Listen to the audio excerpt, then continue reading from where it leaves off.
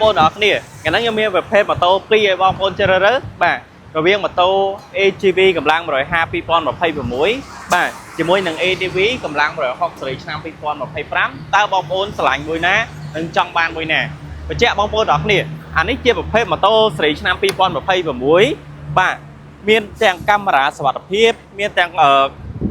តាប់ឡូ LED បាទអញ្ចឹងបងប្អូនទាំងអស់គ្នាឆ្លាញ់មួយនេះអានេះតម្លៃត្រឹមតែ$3000ស្ដើងទេហើយ ADV របស់យើងវិញបាទតម្លៃរបស់វាបងប្អូនដឹងហើយបងប្អូនដែលឆ្លាញ់ control ADV បាទអានេះតម្លៃរបស់វាបងប្អូនណាបាទ50លើបាទ50លើ5000ជាងប៉ុន្តែម៉ូតូធានាម៉ាស៊ីនបាទដឹងតែកប់ហ្មងឥឡូវយើងស្ដាប់សលេងមើលមើលបាទបងប្អូនបាទឥឡូវយើងអត់តន់លើកម៉ូតូ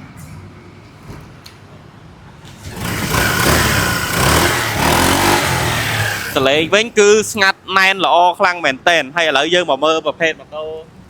XDV របស់យើង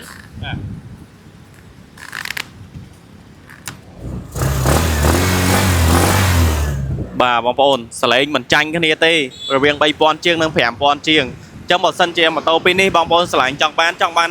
បាទវាយដូរក៏បានបាទទិញលុយសុទ្ធក៏បានបងរំលោះសុទ្ធ 100% ក៏បានដែរហើយអានេះបងរំលោះស្ទង់មួយខែបាទ90រៀលបងប្អូនណាអានេះទៅ120បាទបងប្អូនមានប្រាក់ខែ200ជាង300ជាងឡើងទៅអាចដាក់ពាក្យបងរំលោះបាន AGV និង ADV អញ្ចឹងបងប្អូនបញ្ជាក់ម្ដងទៀតបើសិនជាបងប្អូនដល់គ្នាបងរំលោះបាទទី1ថែមសាក់លេខភ្នំពេញទី2ថែមបានបើកបអញ្ចឹងបងប្អូនដល់គ្នាម៉ូតូពីរគ្រឿងនេះកំពុងតែរងចាំបងប្អូនដល់គ្នាឆ្នាំថ្មីបងប្អូនមានកាដូឲ្យខ្លួនឯងនៅអញ្ចឹងបើអត់ទាន់មានទេអាចមកមើលម៉ូតូពីរគ្រឿងនេះបានបាយបាយ